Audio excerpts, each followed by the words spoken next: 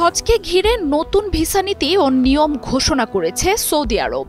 বাংলাদেশ সহ ১৪টি দেশের জন্য নতুন ভিসা নীতি ঘোষণা করেছে দেশটি।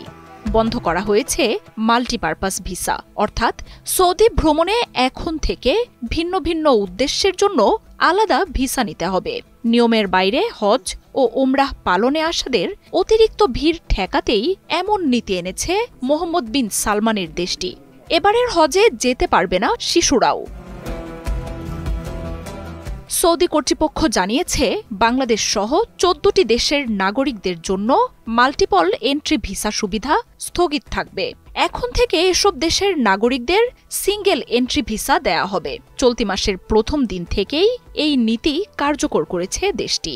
তালিকায় বাংলাদেশ ছাড়া অন্য দেশগুলো হল আলজেরিয়া, মিশর, Ethiopia, Bharat, Indonesia, Iraq, Jordan, Morocco, Nigeria, Pakistan, Sudan, Tunisia ও ইয়েমেন।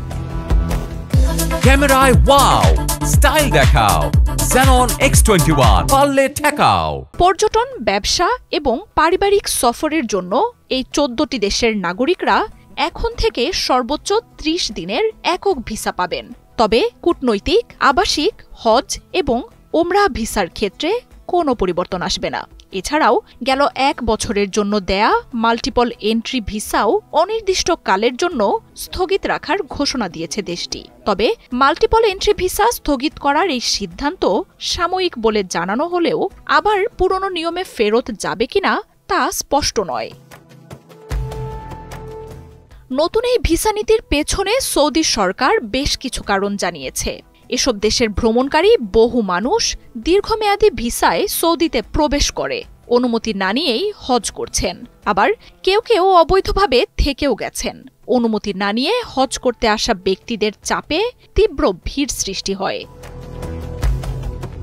গত বছর হজের সময় অতিরিক্ত ভিড় এবং তীব্র গরমে বহু মানুষের মৃত্যু হয়েছে।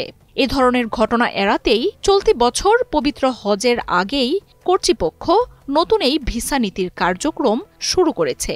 এর আগের নিয়মে সৌদিতে বিভিন্ন উদ্দেশ্যে ১ বছরের জন্য দীর্ঘ সময়ের ভিসা দেয়া হতো।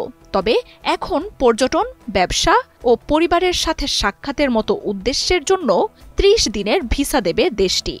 ভিসা পাওয়ার জটিলতা এড়াতে সময় নিয়ে আবেদন করার পরামর্শ দিয়েছে সৌদি কর্তৃপক্ষ। ভিসা নীতির পরিবর্তন ছাড়াও চলতি বছর হজের কিছু নিয়মেও পরিবর্তন এনেছে দেশটি। এই বছর থেকেই শিশুদের নিয়ে হজ করা যাবে না। মার্জিয়া উপমা, ৭১।